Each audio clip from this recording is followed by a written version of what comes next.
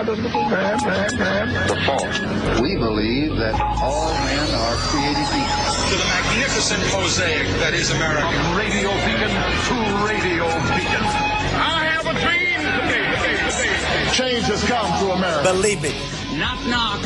Who's there? It's a figment of your imagination. Randi Rhodes Show. Turn up your mind.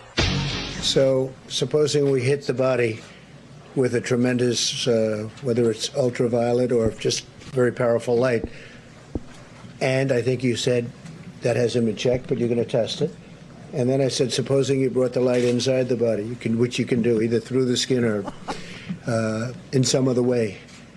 And I think you said you're going to test that too. Sounds interesting. We'll get the right folks who could. Right, and then I see the disinfectant, where it knocks it out in a minute, 1 minute. And is there a way we can do something like that by injection inside or almost a cleaning? Because you see it gets on the lungs and it does a tremendous number in the lungs. So it'd be interesting to check that. So that you're going to have to use medical doctors with. But it sounds interesting to me.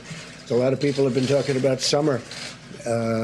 Maybe this is one of the reasons. I once mentioned that maybe it does go away with heat and light, and people didn't like that statement very much. The fake news didn't like it at all, and I just threw it out as a suggestion, but it seems like that's the case. It would be irresponsible for us to say that we feel that the summer is just going to totally kill the virus and that if it's a free-for-all and that people ignore those guides. That is not the case. The president mentioned the idea of cleaners, with bleach and isopropyl alcohol you mentioned.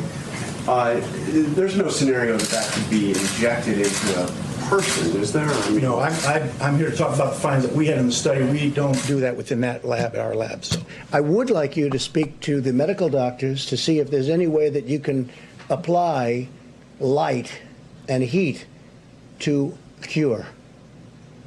You know, that if you could, and maybe you can, maybe you can't. Again, I say maybe you can, maybe you can't. I'm not a doctor, but I'm like a person that has a good, you know what. But sir, you're the president. Deborah, have you ever heard of that?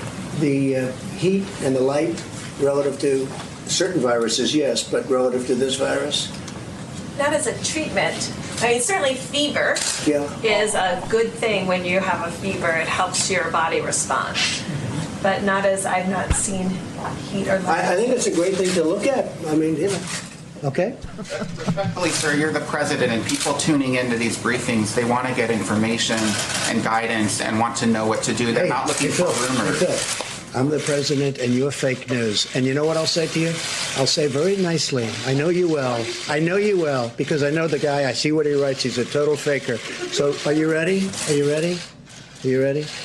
It's just a suggestion from a brilliant lab by a very, very smart, perhaps brilliant man. He's talking about sun. He's talking about heat. And you see the numbers.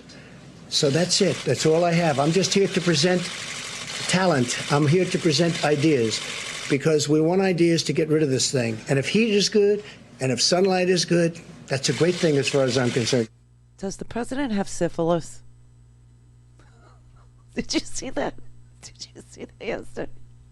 You know,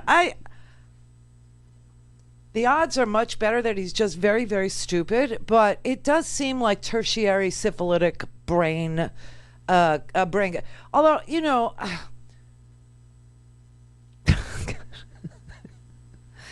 one of the symptoms of tertiary syphilis is a decline in intellectual function, but it is much more easily believed that the president is just a malignant narcissist and that he's dumb as a rock and always has been. You know, another symptom of tertiary syphilis is, you know, a decline in memory, and he doesn't forget any slight, not ever, not anybody, not ever. He's still, you know, so it's just probable that he is just a moron. Holy crap. This is whose hands the United States of America in the middle of a pandemic where we just reached a disgustingly sad mile marker. 50,000 people are now dead in this country from a virus that just appeared 6 weeks ago. In 6 weeks, 50,000 people have perished. And this man is talking about shoving a lightsaber up your yin. What is he talking about to get UV rays on the inside, sunlight on the inside of your... Is he talking tanning beds as a cure for COVID-19? Are we supposed to stick a lightsaber up our butts? Snort Ajax, drink Lysol, shoot Lysol, get UV rays all over, get cancer? I don't know. I don't know. Today he signed this bill, this new round of stealing that's about to occur, if it hasn't already. He had a bill signing in the orifice where, he signs bills. And he said, oh, well, I was just pranking you. In the middle of a pandemic where we just reached this disgusting 50,000 dead mile marker, the president's defense of suggesting that we drink or inject or somehow invade our bodies with disinfectant is he was pranking the media. And he lied. I mean, you saw that clip. He was talking to this douche who's supposed to be from the Department of Homeland Security and some science lab, where the guy said, humidity and disinfectant, sunlight, kills the virus on hard surfaces. That's what this guy was saying. Why are we wasting our time on stuff we know? Why are we doing that? And how in the world, in this man's brain, does hard surfaces become your lungs? I don't even understand. But anyway, he says now he was pranking the media, that he was talking to the media. No, he was talking to Dr. Birx, who he asked to comment. He was talking to this douche, Bill Bryan, who was tapped to tell us that UV rays on hard surfaces and disinfectant on hard surfaces kills a virus. Have they never heard of Purell or any dishwashing liquid that kills 99 points? Here's Dr. Birx's face, okay? This is her face. So supposing we hit the body with a tremendous, whether it's ultraviolet or just very powerful light, and I think you said that hasn't been checked, but you're going to test it. And then I said, supposing you brought the light inside the body, which you can do either through the skin or in some other way. And I think you said you're going to test that too. Sounds interesting. Get the right folks who could. Right, and then I see the disinfectant where it knocks it out in a minute, 1 minute. And is there a way we can do something like that by injection inside or almost a cleaning? Because you see it gets on the lungs and it does a tremendous number in the lungs. So it'd be interesting to check that. So that you're going to have to use medical doctors with. But it sounds interesting to me. That is the moment that a woman lost her soul. Okay, that is the exact moment when Satan actually took her soul. Oh my God. Oh my God. So today, when he signed the bill, he invited the press back in, and they wanted to know, like, what, and he lied today and said he was just pranking the media. He was only being sarcastic. He thinks the hands are a hard surface. This is what he said moments ago, that the hands are a hard surface and that you should test disinfectant on the hands. We should test that. Could we all just send him a mini bottle of Purell? Please, everybody. I mean, I don't know what's worse. That he said that we should inject bleach, or that no one is surprised, or that his excuse for saying we should drink or snort or shoot disinfectant and get in a tanning bed or shove a lightsaber up our butts was a prank on the media in the middle of a pandemic. Which is worse, everybody? Which is worse? all things Randi at RandiRhodes.com. Go for launch. Speaking truth to power, the Randi Rhodes Show. By your comments about injections of disinfectant, they're quite No, provocative. I was asking a question sarcastically to reporters like you, just to see what would happen. Liar. Now, disinfectant for doing this, maybe on the hands, would work. And I was asking the question of the gentleman who was there yesterday, Bill, because when they say that something will last 3 or 4 hours or 6 hours, but if the sun is out or if they use disinfectant, it goes away in less than a minute. Did you hear about this yesterday? But I was asking a very sarcastic question to the reporters in the room about disinfectant on the inside. But it does kill it, and it would kill it on the hands, and that would make things much better. That was done in the form of a sarcastic question to the reporters. But you were asking your medical experts to look into it. Were you being sarcastic with them? To look into whether or not sun and disinfectant on the hands, but whether or not sun can help us. Because, I mean, he came in yesterday and he said they've done a big study. This is a study. This isn't where he hasn't done it. This is where they've come in with a final report that sun has a massive impact negatively on this virus. In other words, it does not live well with humidity, and it doesn't live well with sunlight, heat. It doesn't live well with heat and sun and disinfectant. And that's what I brought out, and I thought it was clear. He's got syphilis. I swear to God. I don't know any other explanation. Oh, it was sarcastic. I was pranking the report. He was obviously asking the doctors. He called on this guy, Bill Bryan, to make an entire presentation to say that getting disinfectant on the inside of the body would kill the coronavirus. And that's, listen, we're in Florida. It's 92 degrees here right freaking now. We haven't had one single day, less than 70, 80% humidity, and we got 30,000 cases. Okay? This is bullcrap. Why is he doing that? Is he going to now suggest that, oh, you know what cures COVID? Sticking a fork into the electrical outlet. Oh, hey, know what else kills COVID?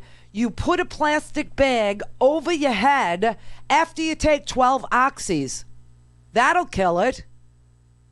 How far are we from tinfoil hats, everybody? This is bizarro world. You would expect sunlight on the inside of your body, or snorting Ajax from Cheech and Chong, or Marianne Williamson, or Gwyneth Paltrow's Goop.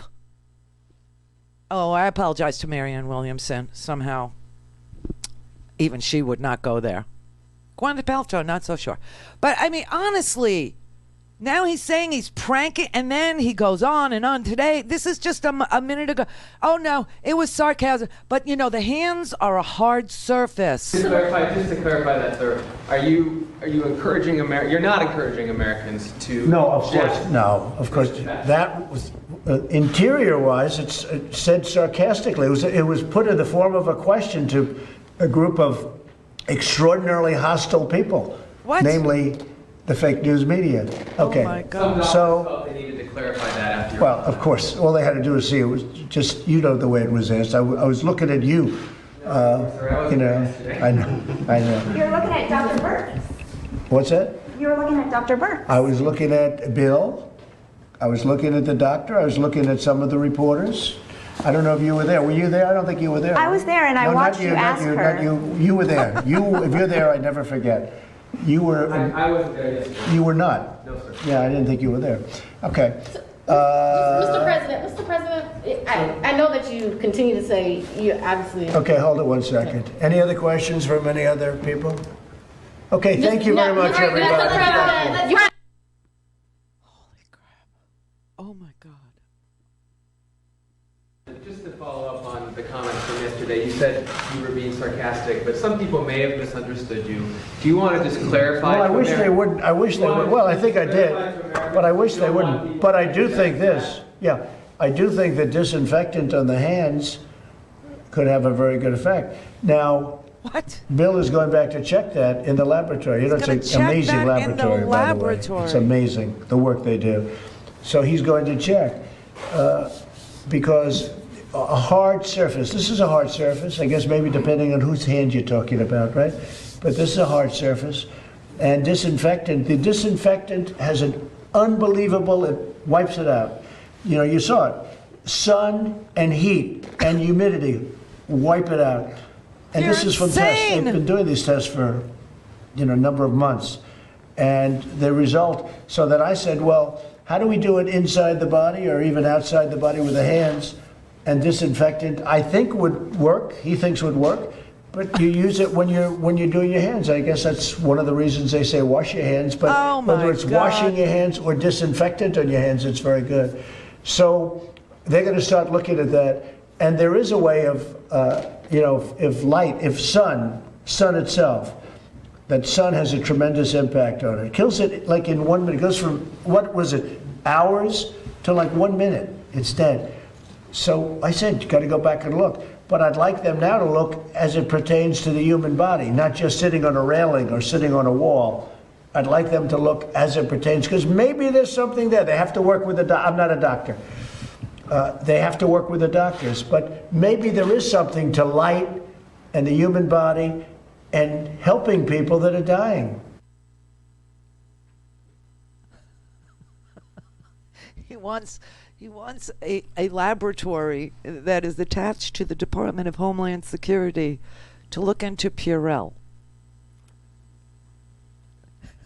and soap and water. Maybe we should be drinking soap and water. Maybe the children ought to drink the scrubbing bubbles. I'm lost. This is so, and I don't know what's worse, saying it or not being surprised that he said it, or that he said, no, I was pranking the fake news media by saying it.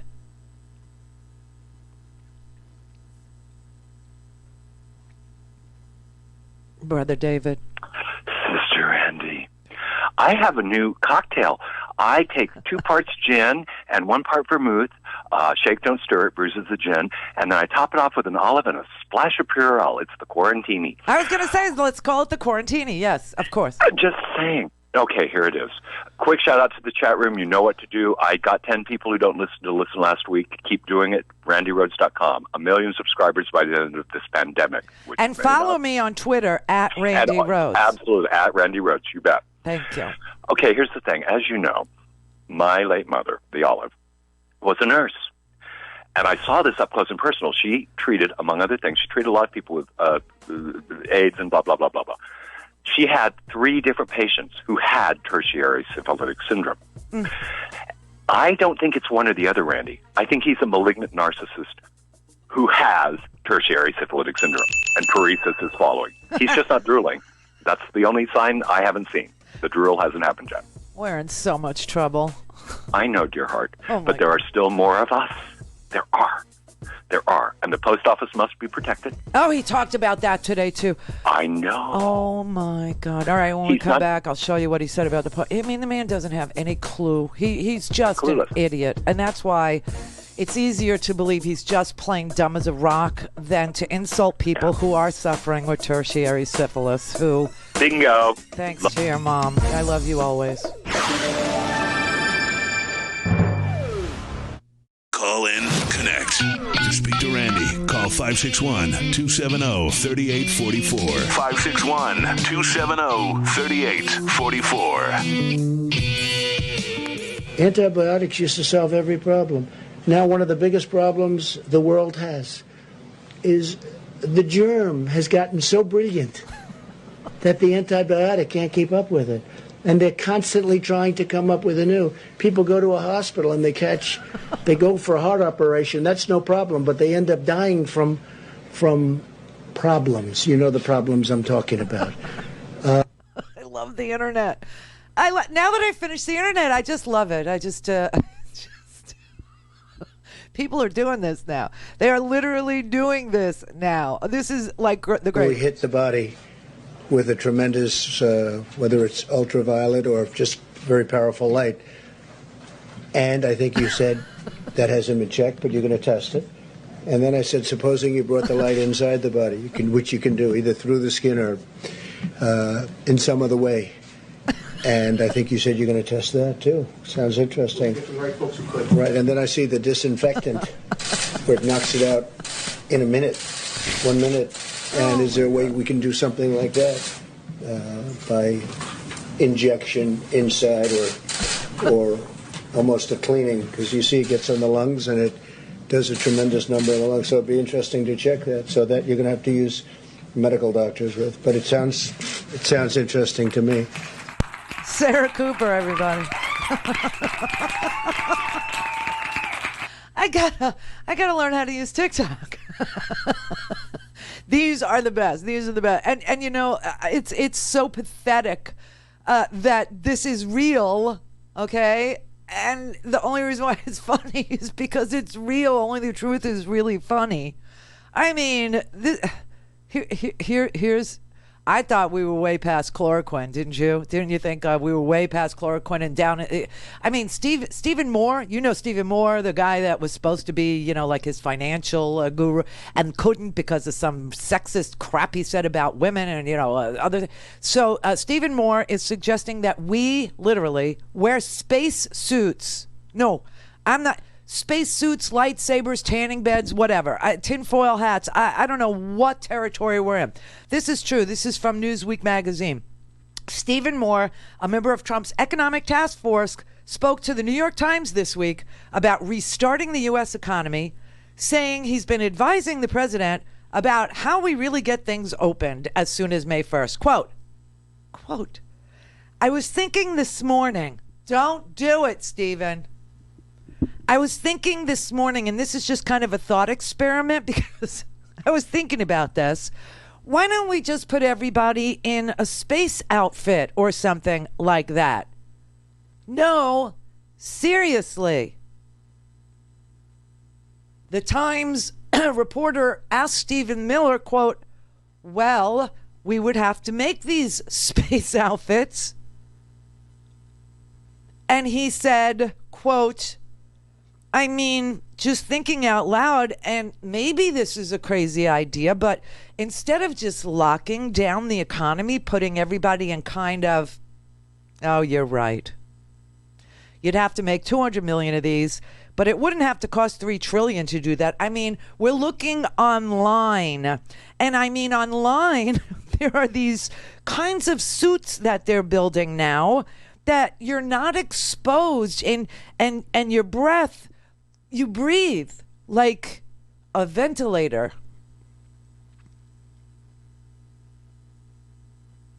Why don't you just do more testing?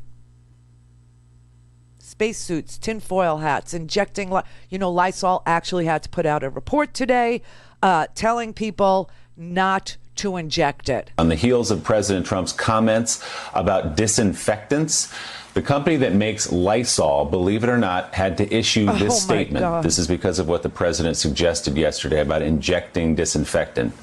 This company wrote, quote, due to recent speculation and social media activity, Reckitt Benckiser, the makers of Lysol and Dettol, has been asked whether internal administration of disinfectants may be appropriate for investigation or use as a treatment for coronavirus. We must be clear that under no circumstance should our disinfectant products be administered into the human body through injection, ingestion, or any other route. As with all products, our disinfectant and hygiene products should only be used as intended and in line with usage guidelines. Please read the label and safety information. I apologize to our smart audience for insulting your intelligence by reading that, but Lysol felt compelled, based on what the president said yesterday, to put out that statement. Oh, for God's sake. We are in so much trouble. We're in so much trouble. The entire world is not only laughing at us, but the entire world is trying to say, you are in for a horrible, horrid time. Do you know, I've heard some crazy things in my life, but this is probably one of the craziest. To use a disinfectant and inject it into the human body is not only toxic and highly poisonous, but would do no good whatsoever. It would cause inflammation of human tissues and not touch the virus at all, which actually lives in human cells, not on the surface of them. So he's completely and utterly crazy to even suggest this. Secondly, his other suggestion was to use the power of sunlight. Yes. In that some sort of sunlight inside the body would eradicate the virus. Again, the virus lives inside cells and replicates inside cells. It is true that the virus decays outside of the human body in ultraviolet light from the sun, but inside the body, of course, sunlight would do absolutely nothing. And then how could you get sunlight into the human body? Lightsabers. I think this all stems from the fact that President Trump probably thinks that sunlight emerges from parts of his body. But, you know, I mean, this is really worrying because in the States they are heading for a catastrophe. We know that amongst the highest risks for serious consequences of COVID-19 are obesity, diabetes and high blood pressure. And their population is rife with those conditions. They haven't got a proper lockdown. There are people rebelling against even the slightest forms of lockdown, and they're heading for catastrophe. I know nothing. Oh, my God. The whole world is laughing. And, you know, listen, if they just laugh at us, fine. But you got China saying this is the new Chinese century. America is some also-ran. America is a failed state. America is in deep doo-doo. You got Putin laughing his brains out. Oh, man, look what we did. We made their shale industry go belly up. You know, we ruined America. We totally tore it apart limb from limb. You got the idiot boy that we selected in charge of this. He's literally dividing the country into little snippets of, you know, tinfoil hat wearing, Lysol injecting, tanning bed loving, lightsaber shoving, you know, Americans. And the rest of the people are like helpless because he's telling the governors open up and depriving them of their unemployment insurance and going broke, and people are sitting in food lines. And it's just amazing what we were able to do with this man, this single virus. He's the virus, right? I mean, so if they're laughing over at the UK, that's London Morning Show. That's a London Morning Show. That's a Dr. Hillary Jones. And if they're laughing over there, you know, I get it. But this is super freaking dangerous. This man.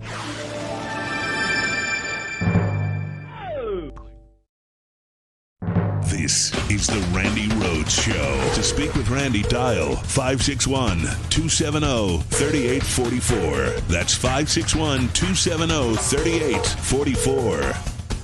Do you support any money for the Postal Service? So I can comment on that, Mr. Go ahead, President. Postal Service. So we authorized in the last CARE Act over $10 billion of a loan. My team is already actively working on that with the Postal Service if they need the money, and we're dealing with that. The Postal Service is a joke. Oh, my God.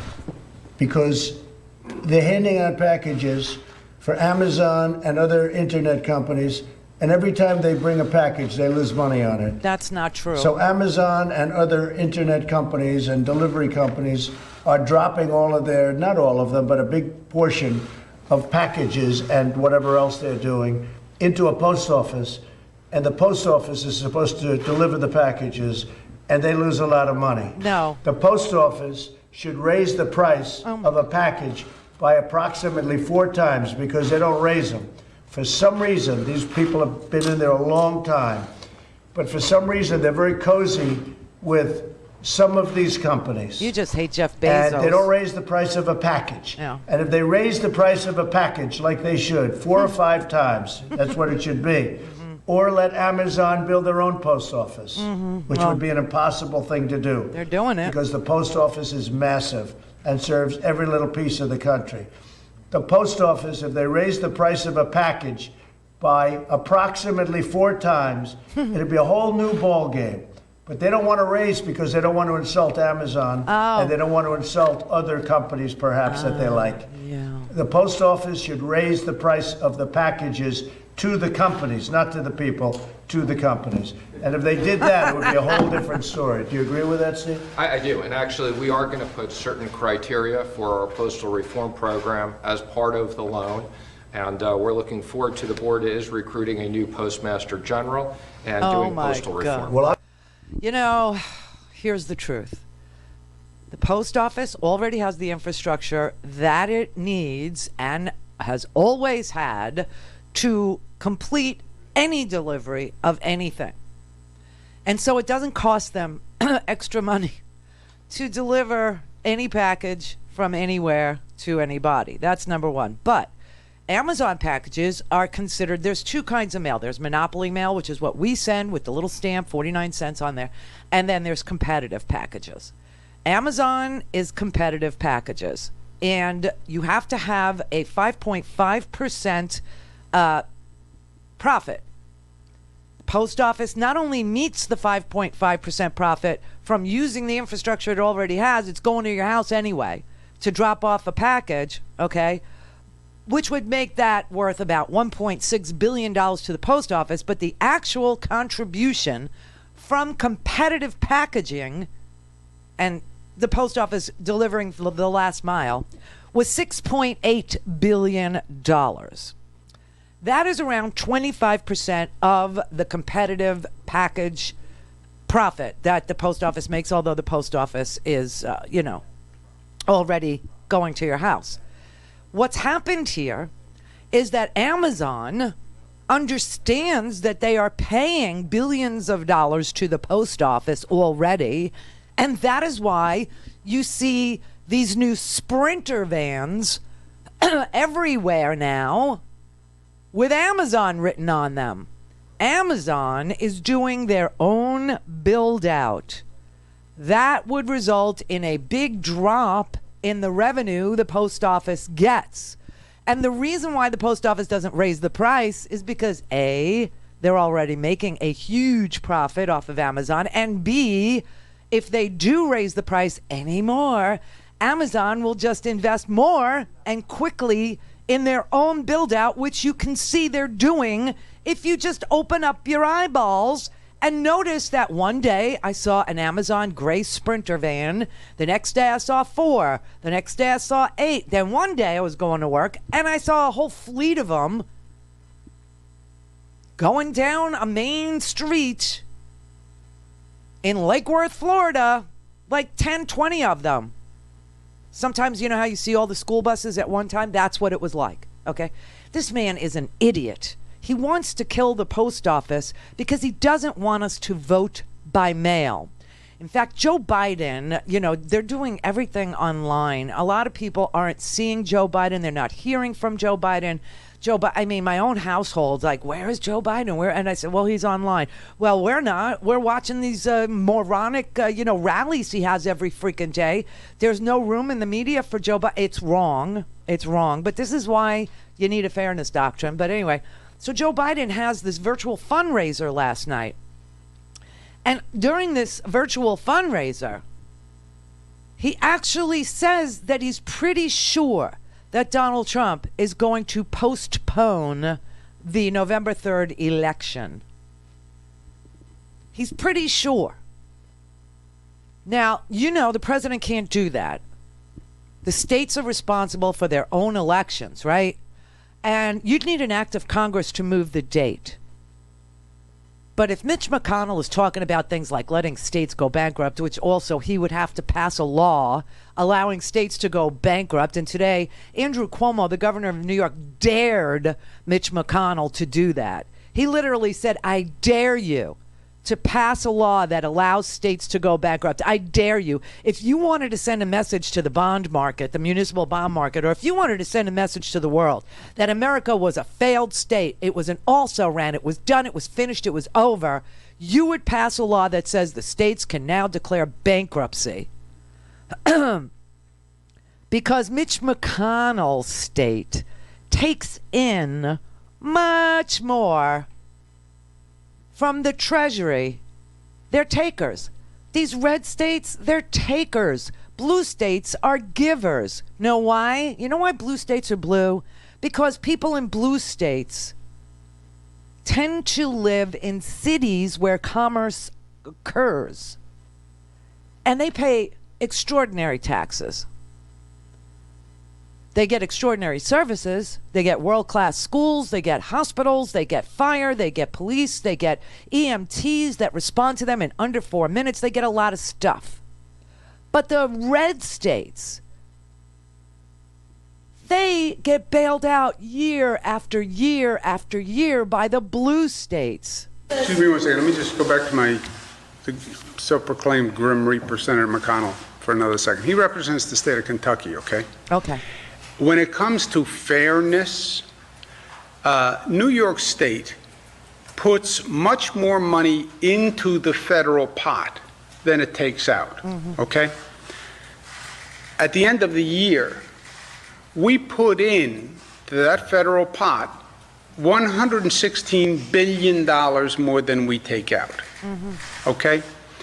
His state, the state of Kentucky, takes out $148 billion more than they put in. Okay? So he's a federal legislator. He's distributing the federal pot of money. New York puts in more money to the federal pot than it takes out. His state takes out more than it puts in. Senator McConnell, who's getting bailed out here? Hello. It's your state that is living on the money that we generate. Your state is getting bailed out, not my state. We give and we give and we give, and they take and they take and they take. And that is the truth, and it's been the truth for a really long time. But these conservatives, all they know how to do is steal and redistribute the wealth. It's all they're good at. They're not good at any other thing. Obviously, they suck at pandemics. Obviously, they blow at rural health care. Obviously, they just suck at, helping people stay afloat. Their states contain some of the poorest people in this country. And we try. We give and we give and we give, and the greater good and all this, and we do, and they take and they take and they bitch and they moan and they whine. And what's their advice for us? Hey, everybody, know what kills COVID? Tanning beds. Hey, everybody, know what kills COVID? Take 5 OxyContin, put a plastic bag over your head, and call me in the morning. Or don't, because you'll be dead. Hey, everybody. Go lay in a tanning bed like Donald Trump does. Who also, by the way, Donald Trump gets a COVID test every single week. Every week. I can't get a test. You know what I'm doing today after the show? Yes, there'll be a hot tub and a beer involved much later, because I'm going to have an antibody test. It's the only test I can get. So I'm going to take it. I'm going to go and get an antibody test and see if I had the COVID and perhaps I've cleared it. And then I'll go donate blood. The fault. We believe that all men are created equal. To the magnificent mosaic that is America. From radio beacon to radio beacon. I have a dream today. Change has come to America. Believe it. Knock, knock. Who's there? It's a segment of your imagination. Randi Rhodes Show. Turn up your mind. Food processing facilities have emerged as new hotspots for coronavirus infection and spread, especially in the Midwest and south of the United States. At least 28 plants reporting confirmed cases, some even deaths. But as of right now, only 9 of those plants are currently closed.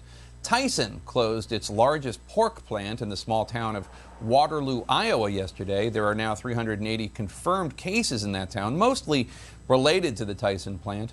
Half of the cases in the county there are connected to the plant, and the mayor of Waterloo is now accusing Tyson of closing the plant too late. CNN's Gary Tuckman joins me now from Waterloo, Iowa. And Gary, that Tyson's plant decided to close, but only after being urged to close by the health board. Is that right? That's right, Jake, and this is a very upsetting, nerve-wracking time here, not only for the people who work in this huge pork processing plant, but for their families, for this community of Waterloo, Iowa, for this county of Black Hawk County, Iowa, because the cases in this county have spiked, and a lot of it is because of this plant. About 2,800 people work here, 182 positive COVID cases, but that is a very low number because most of the people have not been tested yet. Those tests are still to come. We imagine that the numbers will spike. Now, we want to give you an idea of what Tyson is saying about the decision to close this yesterday. People here have been asking for days and weeks for the governor to close this. She did not close it, for Tyson to close it, and Tyson decided yesterday. Tyson says, while we understand the necessity of keeping our facilities operational so that we can feed the nation, the safety of our team members remains our top priority.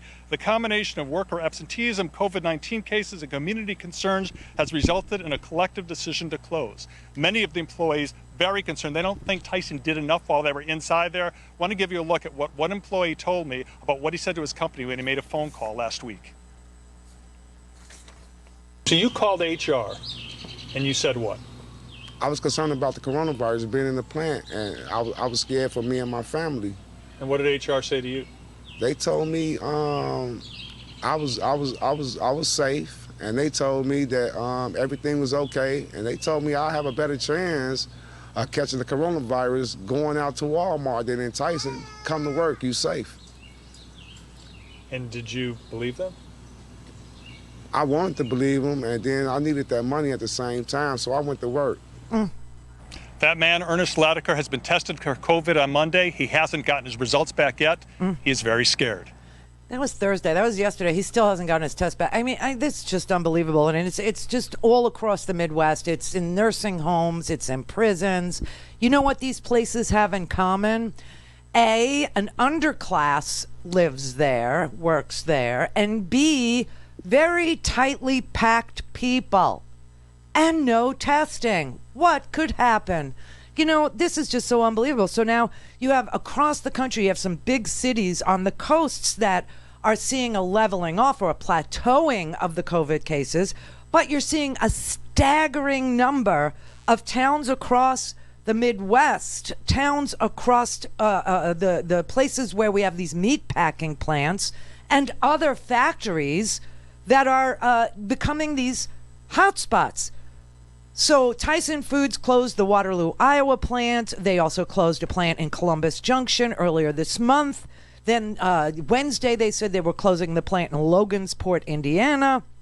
And finally, the Waterloo, Iowa plant was closed because public officials got involved and told them, you have to shut this place down. You know, this all started where we got, meatpacking plants on our radar screen when Sioux Falls in South Dakota had 1,000 cases in its facility, and a JBS pork plant in Worthington, Minnesota, a Hormel food processing facility in Rochelle, Illinois, a ConAgra food processing plant in Marshall, Missouri. They have significant outbreaks as well. Earlier this week, we had LM Wind Power, which is owned by GE in Grand Forks, North Dakota. 128 of their employees tested positive. And Madison, Nebraska, they're seeing a broader spread of the virus after 6 cases were reported last Sunday at their Tyson plant.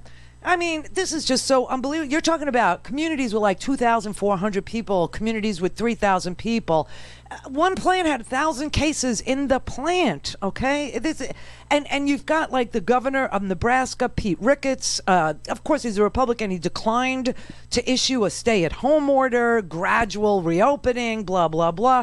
I mean, this is just so unbelievable. And in Columbus Junction, everyone in the community of 2,000 residents pretty much works at this Tyson plant. Or at least they know somebody who does. You know why this is happening? Because we don't give a damn about people. It's all about money. It's about profits. Donald Trump is literally going to strangle the Postal Service because he thinks they're not charging enough because he's ignorant or he has tertiary syphilis and doesn't understand that the post office has the exact infrastructure that it needs to, because it's already going to your house, to drop off a package to and make $6.8 billion in revenue off of Amazon. Now, if that price was raised, Amazon's already doing their own build out. They're already doing their own delivery system. That screws the post office. And of course, the reason why the post office is the post office as far as finances go is because in 2006, W decided he wanted to privatize the Postal Service. And so one of the underhanded, evil, disgusting things that they did, Republicans, was to sign a piece of legislation that said that the post office had to fund its pension fund for people not yet even born who may never, ever work for the post office. I mean, it's just such an attack. And it's so easy to see. But back to the food, okay? This is a chef. His name's Andrew Zimmerman. I'm sorry, Andrew Zimmer.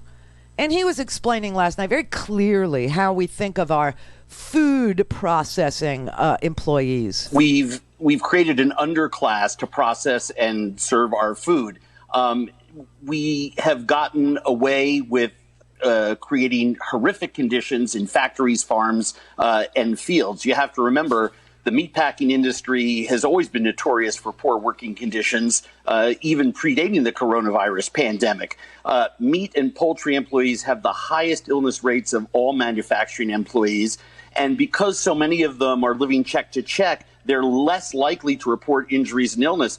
That young gentleman there, I noticed he was a security guard. He's not even working in these tight conditions, these horrific tight quarters, processing meat next to other human beings, ignoring the distancing models. A lot of people live together and work double shifts. A lot of them take the same transportation to these factories. We're seeing that just like prisons and cruise ships and senior homes, our food plants, factories, and farms are becoming the next coronavirus hotspots. Oh! Abso-freaking-lutely. Wherever people are packed in, a factory floor, a food processing plant, a senior care center, especially the skilled nursing centers where you have 3 and 4 patients in 400 square feet of a room, prisons also, where people are sleeping foot to head or head to head, right, on bunk beds, one on top of the other, in overcrowded prison.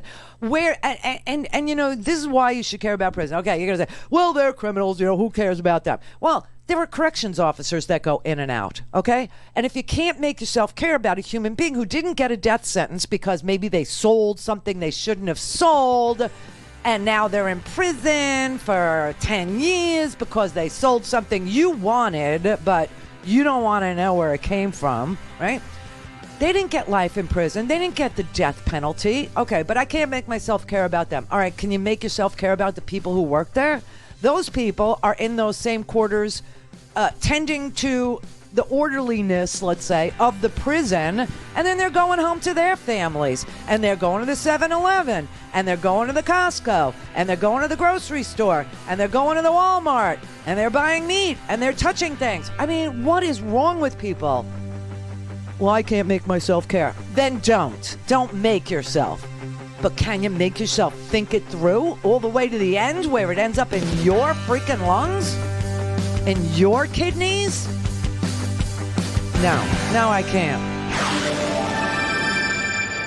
Thanks, Randi, at RandiRhodes.com. Go for launch. Speaking truth to power, the Randi Rhodes Show. Tyson Foods can't think it was worth it to run these risks now that the plant is completely shut down.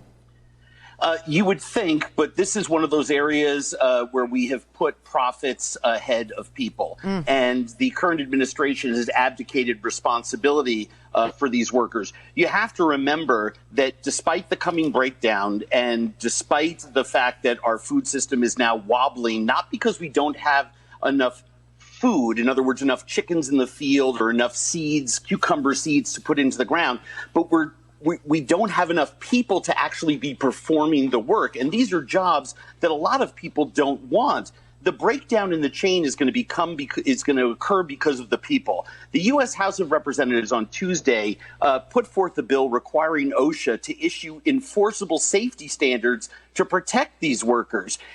But shockingly, just a week or two beforehand, the administration actually allowed these chicken plants to increase the speed on the line, putting workers at a higher risk of injuring themselves in a very dangerous job to begin with, but also the faster that you're working, the more in contact you're becoming with other people. And as that gentleman said, those floppy face masks, we're doing nothing but make the situation more and more dangerous, and we don't have backups. There's no bench set of players to go out into the fields and plant our food, harvest our food, cut our meat, and pack it. We are playing Russian roulette with our food system because we're ignoring the safety of our workers. And now we're looking at meat shortages. We're actually looking at meat shortages and desperation from pork producers, from cattlemen, from ranchers, from farmers, because the workers are sick. And the plants that process their cattle, the plants that process pigs, they had to be shut down, and they're running out of options. And so, some of the meat could go to food banks, I guess, but there's so many restrictions about, how the food has to present itself and all this. But you got workers, just literally suffering, dying, and, being told, it's like the Lucy and the Candy Factory episode. Speed it up. Speed it up. And so the pork supply, if you're a pork person, it's going to get pretty tight starting next week. So people had questions for me about the safety of the food, and I kept telling you there's been no recalls. There's nothing alarming about the safety of the food. It's more about a shortage of workers to process and package the food. And so we're going to have some sort of a real tight market, at least on pork, starting next week, because almost 30% of the processing capacity in this country is lost. 30%. And now you see the COVID cases peaking where these plants were located. Logansport, Indiana, Waterloo, Iowa, Nebraska, Texas. I mean, it's just this president is literally telling people to inject Lysol or to, I don't know, stick a fork in your eye to kill the COVID. While all this is just the ripple effect of doing nothing on testing, and that is the beginning of the end, is to start testing everywhere you can. Test people. I mean, the president's getting a test once a week. He has to understand what the importance of testing is. No? And you listen to Fauci, and then you listen to the president. And you listen to Fauci, and then you listen to the president. And I don't know why people in this country, still 30% of the people in this country, believe anything that Donald Trump says. In fact, the 30% believe everything that Donald Trump says. And that's what's so scary. And that's why Lysol and other disinfectant manufacturers had to literally put out a warning today not to down the Lysol, not to put it in your mouth, not to eat the scrubbing bubbles, not to swallow the Purell. And he's tasking our laboratories into studies of disinfectant on the hands. Does he have absolutely no idea there's an entire market of hand sanitizers? Does he not even understand that beer manufacturers, alcohol manufacturers have switched part of their business over to manufacturing hand sanitizer? Because it's like, what, 90% alcohol and then, 10% aloe if you're doing it right.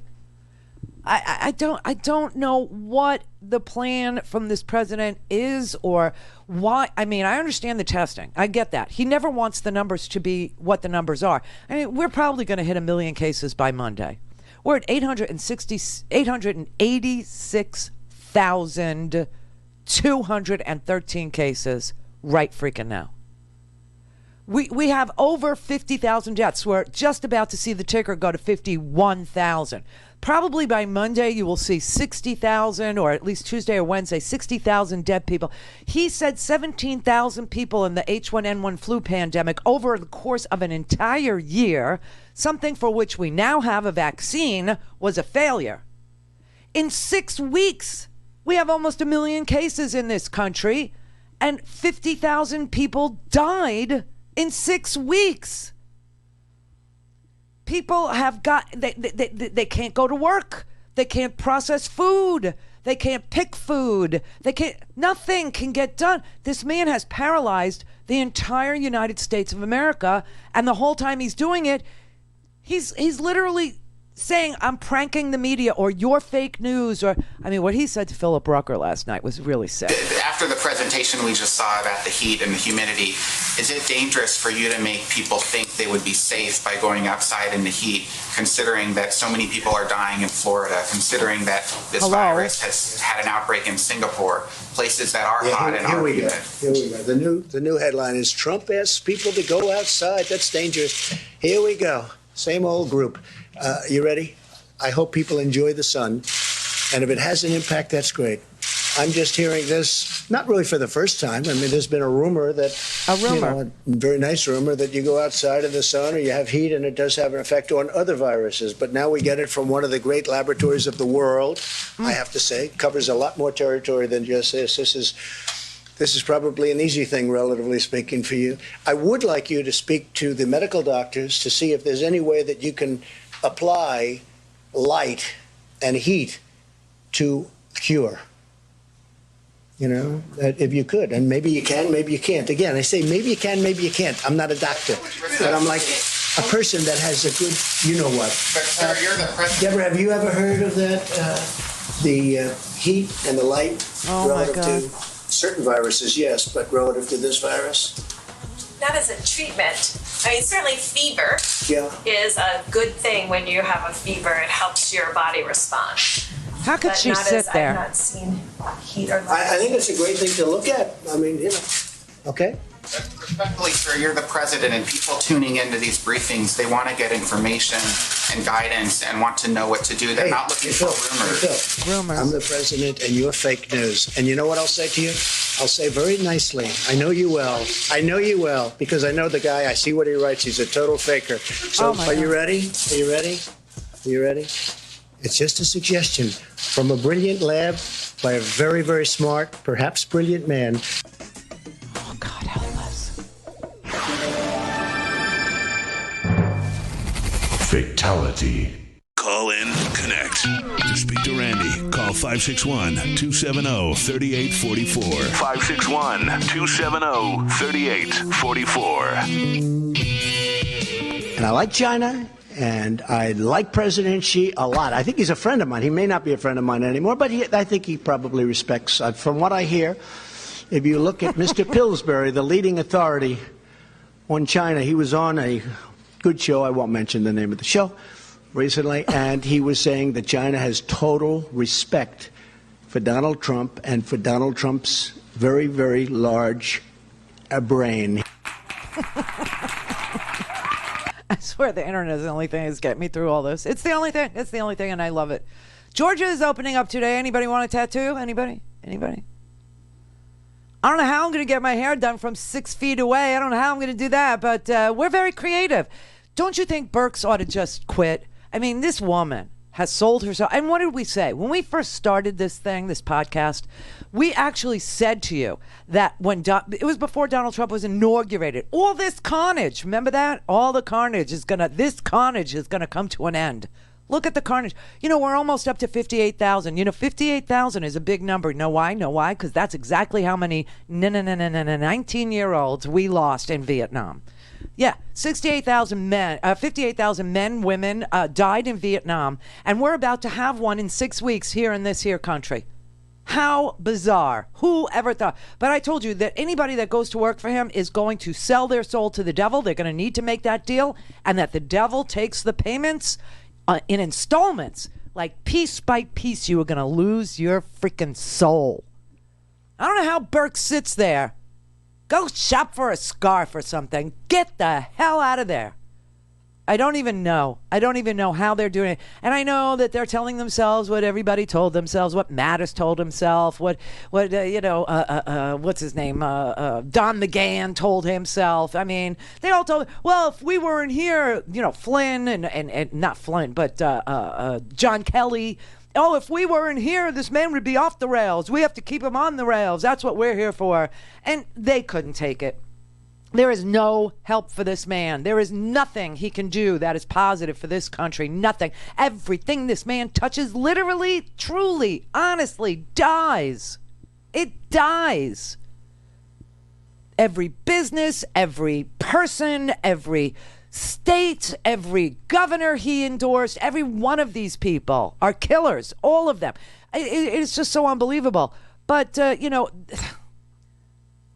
how she sits there, how any of them sit there. Fauci, he has like a whole part-time job of correcting the president. He has to go out there every single day and say what's real, and then Donald Trump will say something completely different. We absolutely need to significantly ramp up not only the number of tests, but the capacity to actually perform them, so that you don't have a situation where you have a test, but it can't be done because there's not a swab or not an extraction media or not the right vial. All of those things got to be in place. I am not overly confident right now at all that we have what it takes to do that. We're getting better and better at it as the weeks go by, but we are not in a situation where we say we're exactly where we want to be with regard to testing. Again, testing, we're doing very well on testing. Oh, my God. And within a short period of time, you'll be hearing about new tests that are coming out that are going to be incredible. See, Fauci, that we're just not there yet. No, I don't agree with him on that. No, I think we're doing a great job on testing. I don't agree. If he said that, I don't agree with him. He doesn't agree with him, but he thinks that we ought to inject disinfectant or go lay in a tanning bed. Go lay in a tanning bed. They had to actually say tanning beds are not the cure. We have a new health warning now about the dangers of tanning beds.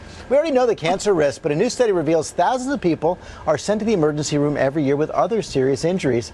ABC's Rena Nynan has what you need to know. This morning, a surprising new study shedding light on the risks of indoor tanning. Looking at a 9-year period, CDC researchers reporting an average of 3,000 patients a year hospitalized for tanning bed-related injuries. And the most of those patients were young women between 18 and 24. I have a lot of patients who are college-age women and young women in their 20s and even teenagers. And I try to tell them that not only is it not good for their health, it's not good for their beauty. Oh, God. Johnny in Texas. Hey, Randy. Hiya. Listen, I want to thank you for alluding to that secretive 11th hour legislative poison pill by Marco Rubio and the Republicans back in December 2006. Yep. Where the one where they required the post office to prepay pensions. Build up an account of $74 billion in less than 10 years. Yeah. You know, for decades it was because they wanted to privatize it, and Donald Trump would like to purchase it. You know that, right? Amen. Yeah, and for decades we've been hearing the same old narrative about the U.S. Postal Service. They're not innovative. They're running in the red. Well, if that's true, how is it that they saved all this money back in the day and they were ready to convert their fleet to electric vehicles? That sounds pretty innovative to me. Me too. And what about non-competitive? They're non-competitive. If they're so non-competitive, how is it that they can reach and receive and take packages to and from every single address in the country, both rural and urban? Yeah. It's the for-profit FedEx and UPS that rely on the post office. Yeah. Yeah, and the post office has a margin of profit that they need to make from DHL, from Amazon, from you name it, FedEx. If they're going to do the last mile, they need to make 5.5%, and they've made much, much more than that. And so now all these companies are saying, oh, well, we don't want to pay the post office. We're going to go out on our own and we're going to build an infrastructure. Good luck with that. Donald Trump likes the real estate. The post office has so much real estate. Think about that Washington, D.C. hotel, okay? That is a lease.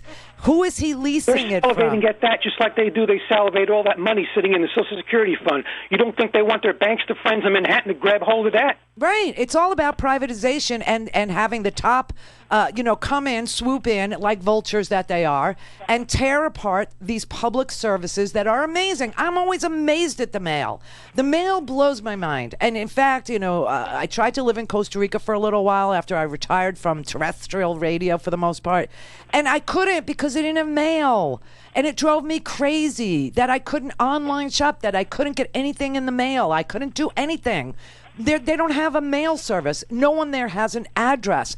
And it costs that country plenty to not have mail. I can share with you a personal experience with the post office that I had as a census taker back in 2000. here in Lamarck in Texas City, where I had to enumerate households. The households and the way these towns are set up is they're illogical. They're not ascending or descending addresses. They might be house number 2, 4, 6, 22, right? Then 96, then 1. Yeah. And I have such deep respect after that experience as a numerator for the Census Bureau that these guys, they know their stuff. Oh, they're and amazing. In that light, I like to share for the listeners and viewers, if they'd like to go to rootsaction.org. Rootsaction.org, starting Sunday, they've been building for people to sign online a petition to save the post office. Oh, that's nice. That's beautiful. I don't get it. I mean, I do.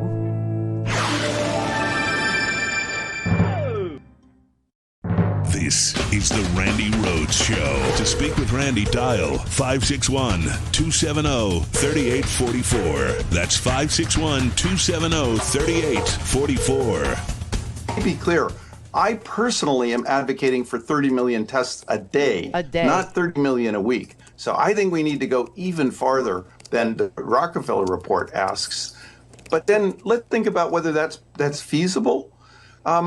Look, this nation produces 350 million cans of soda every day. Every day. If we can produce 350 million cans worth of soda a day, we could produce 30 million tests a day.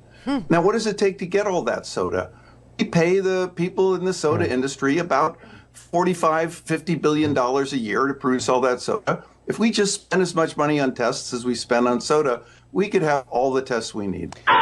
That is a Nobel laureate that obviously gets that America can mass produce things. Yes, we can. Sí se puede. We can mass produce things. The president doesn't want testing because the numbers are shocking now. I mean, 886,213 cases. That is going to be 1 million cases by sometime next week. We weren't supposed to hit 50,000 deaths until sometime in the middle of May. And here we are on April 24th looking at 50,780 deaths in 6 freaking weeks. And the best advice you can get from the president is to put a fork in an electrical socket or put a dry cleaning bag over your head or throw a toaster in your bathtub. Yeah, that'll kill COVID.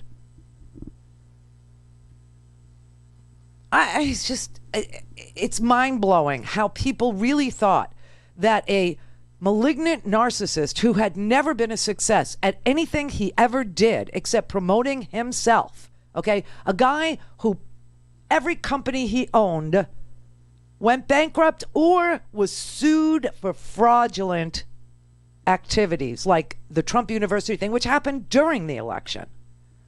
A guy who was caught on tape saying he could do whatever he wanted. When you're a star, they let you do it. And they said, that's our guy. That they are stunned now, that they're afraid. Most of the Trump voters are older white men. Now, I don't want to name anybody, Nino, but there is a guy who's a friend of our family who is as racist as you can get and says it out loud. Yes, I'm a racist. And the crazy thing is, I'm not even sure that he's white. He just thinks he is. But to look at him, I don't know. But he's as racist as the day is long and doesn't care who knows it. And he's like a virus. Whenever I'm in a room with him, and unfortunately there have been a lot of events where I have to be, like family things or business things or, just groups of people that we all know each other things. I cannot talk to him. I can't. I always turn my back on him. It's just what I do. I just turn my back because I can't do it. I cannot, and I don't want to embarrass the rest of the people that are with me, and I don't want to get into it with him, but I can't stay silent. I am not Debbie Burks, okay? There is none of that in me. If the president stood within breathing distance of me and said, hey, maybe we should investigate whether or not injecting disinfectant or putting lightsabers up our butt to get UV rays inside of us, I would have just said, that's it, I'm out, I'm done, you're an idiot, or you have tertiary syphilis and you need to get help. Okay, so that's why I turned my back on Nino. Nino is 77 years old. He has a heart condition, and he is a massive Trump supporter. We have these rallies down here in Florida all the time, whether Trump is here or not. They have them. Like every Wednesday, they would have them. They still do. Now there's a big boat parade going on down here where all of the yacht owners are flying their Trump flags and blah, blah, blah. And finally, Nino, who loves Donald Trump, there's not a word you could say. You couldn't show him that this man says one thing in the morning and another thing at night, that would be a problem. Nothing. You couldn't. All of a sudden, he's terrified. All of a sudden, he watched that thing last night. He watched that, and he was scared. He was scared. He said he'd been working his whole life, saved all his money just to be retired. And now his business is trashed. He's pissing through his money, and he's terrified that Florida's got 30,000 cases. The beaches are open now, and he doesn't know what to do with himself. Can't leave the house. Can't go out and get drunk with women, which is what he likes to do at 77. I mean, it's just a very sick thing. And now all of a sudden he's scared. And you know what? I have compassion for him. I feel bad. Don't ask me why. But I do. Bill in Arizona. Hi, Randy. I got an idea about how to help the post office. Okay. And lift our spirits a little bit. All right. It's really simple.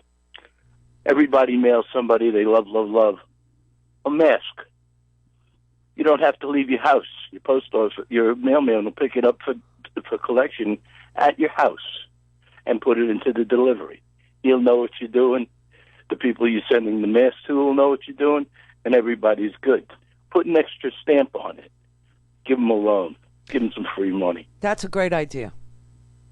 That's a great idea. Well, you listen to you, and the mind gets bigger. Oh, so that's a beauty. You think a great thing. Got to say, Bill, that's a beauty. So mail a mask and put an extra stamp, because that is how the post office has. I was a letter carrier. Yeah. Oh, you were. Oh, God love you. So my letter carrier just came in and serviced our Commerce Park. And that boy, let me tell you something. He's the sweetest guy in the world. He had a mask. They're all great guys. He had a mask, but he had no gloves. I had one pair of gloves with me because I was going for an antibody test. I am going after work. And so I brought a pair of gloves with me and a mask. He had a mask, but he didn't have gloves, so I gave him my last pair of gloves. So now Jessica's coming to bring me the gloves. But yeah, these guys are out there. These guys are out there servicing entire commerce parks and massive buildings and rural routes and every other thing, touching everybody's stuff and doing all this stuff, selflessly and showing up every single day. And the poor guy, tell you what, they don't even provide. They didn't even give him gloves. The guy is in everybody's play. We got some really shady businesses here, okay? Because I told you, I'm in this commerce park that I can afford to have. I share an office space because that's all we could afford. But anyway, in this commerce park, there are these call centers. Those annoying people that call you at dinner and try sell you like car warranties and all this crap.